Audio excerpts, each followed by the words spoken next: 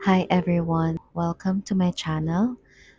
I'm Sam and I'm new here. So please be kind to me. Actually, meron akong, if you search for my name, makikita niyo yung mga older videos ko.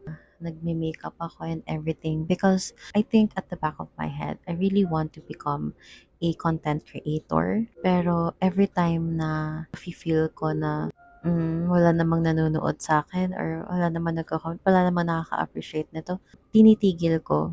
That's why our topic for today actually is very related.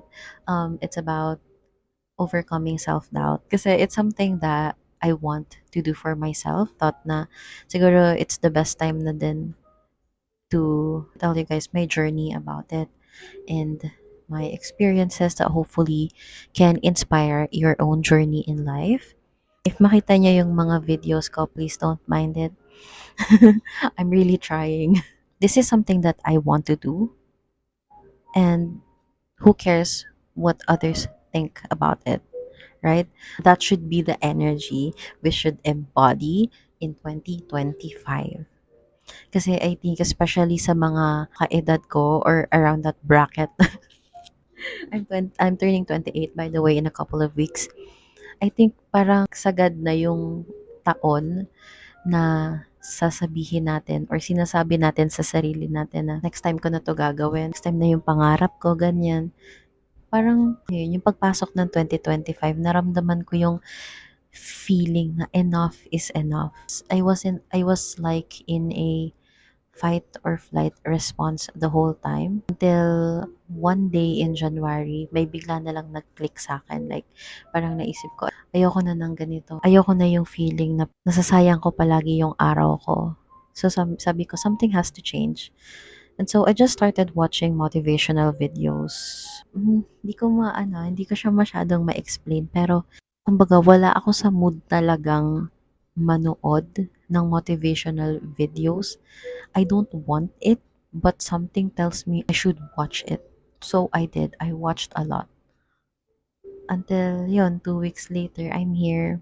On top of that, I actually consulted for a parang psych eval last year, December, and dumating yung results ko, yung diagnostic report ko last month in the middle of me getting back my life together. It was a bad moment for me to learn that I'm diagnosed with bipolar 2 and ADHD. Parang feeling ko, I'm doing good already. Why do you have to come pa? Actually, nung nafe-feel ko na I'm getting my life together, parang sabi ko, sana wag na dumating yung report ko. I don't wanna know about it.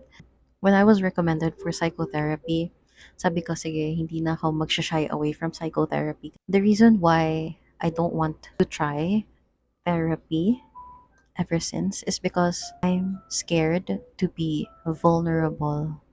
I can write about my deepest thoughts, deepest emotions, but to share it with someone whose job is to analyze you. Alam ko it should be a safe space, it's a non-judgmental space, pero deep inside me, parang yun na nga, eto na naman, nagda-doubt ako, what if i-judge ako ng therapist, gano'n. So yun, sorry for the segue. I actually have an outline of what I wanted to talk about. Ang root cause ng self-doubt is our limiting beliefs.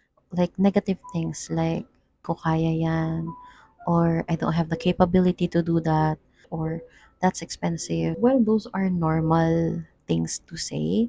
The reality is, every time we keep saying those things ng paulit-ulit sa sarili natin, it just becomes our reality.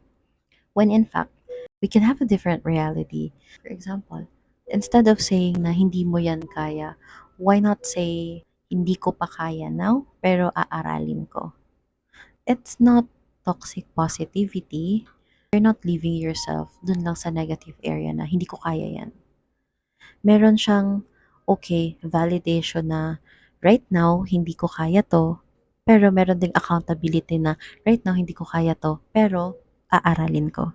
Yung konting shift lang na yon on the way we frame our thoughts or our words, it's actually super helpful na.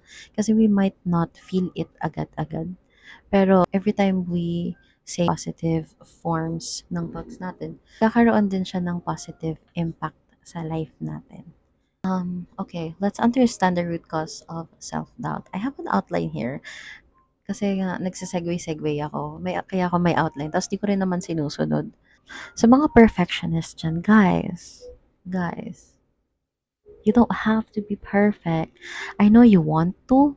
The more you think about it, the more you realize na it's just adding to your stresses in life. You don't have to be perfect in order to start something. Gets nyo? Like, yung pagiging perfectionism natin, para lang siya coping mechanism din or parang an excuse dahil ayaw nating mag-fail.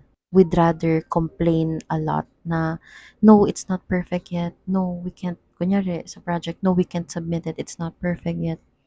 We're trying to be too perfect because we're hiding the fact that we don't really believe in our capabilities. Ang taas ng standards natin, but it's just us controlling the outcome.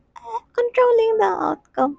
Controlling the out controlling the outcome. If I just give more time to do this, it will be perfect. It will not fail. The thing is, even if you spend even if you spend hours perfecting something, may masasabi at masasabi pa rin yung ibang tao sa atin. Kasi 'di ba, one of the reasons then why we want to be perfect at something is because ayaw natin maka-receive ng bad opinions, ng mga hurtful comments. But the thing is, no matter what you do, people will always say something about you. You have to realize or you have to keep reminding yourself that whatever they say is not like really directed to you. It's just them showing their insecurities, but they're projecting it on you. I can't word it properly. Although, isa din yan sa dreams ko. Like, that's why I'm starting this very imperfect podcast or talking video because one day I want to be as accurate and as clear and as well spoken as I want to be in the future. Anyway, next is our past failures.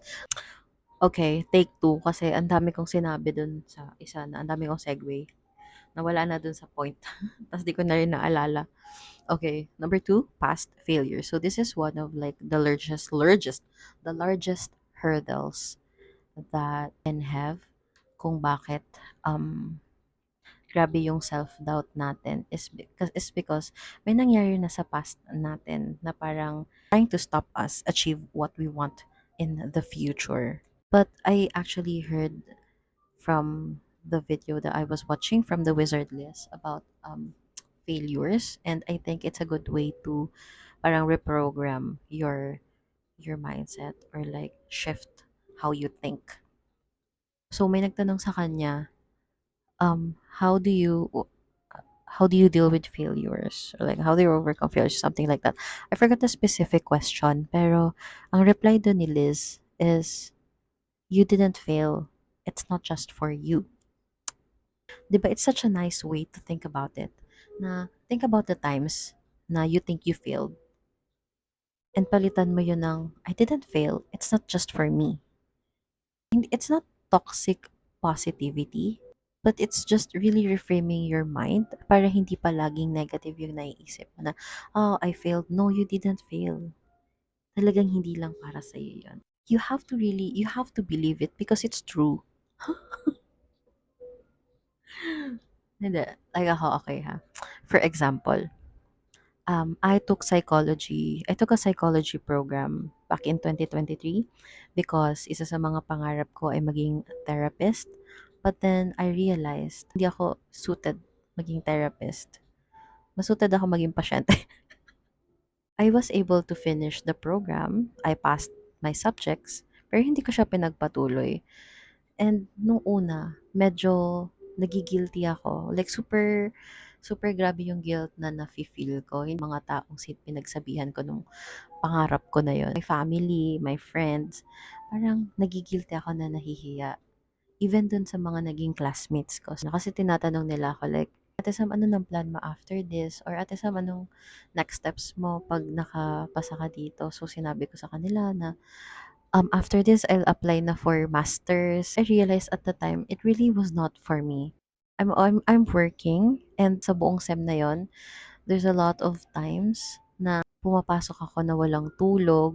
Ang umagahan ko ay dalawang iced black coffee, which is super unhealthy. Ayun nga, nakita ko siya as parang failure, na parang nahiya ako. When in fact, when you think about it, maybe it's not really just for me. Now, when I think about it, I don't see it as a failure. It won't demotivate me to try other things that I wanted to do. For example, may crush ka, what if instead of assuming na hindi niya naman ako magugustuhan, what if I try and actually confess to her, to him? Kesa palagi mong babalik-balikan yung past na hindi na ako manliligaw ulit kasi ilang beses na akong na-reject. Always fail, lagi ako nare-reject. Maybe it's because they're not for you. You're not meant to be with them. You're meant to be with someone else. That's why these people are rejecting you. Every time there's a rejection, it means there's actually a space in yourself or you're in your energy or in your like buong pagkatao for something that is meant for you. That's the beauty of rejection. Sabi nga, 'di ba? It's not rejection, it's redirection. Another example, I was unemployed 5 months for someone who has a lot of financial obligations and responsibilities. That's like a year already. Grabe yung sikip ng dibdib ko sa 6 na buwan, ay sa ilang buwan ba? 5 buwan na yun. Kasi wala akong pera. Wala tayong pambayad ng bills. Every day, matutulog ako around 3 a.m. or 5 a.m. because what I'm going to do the whole time, the whole night, is just looking for jobs, applying for jobs. I only got what?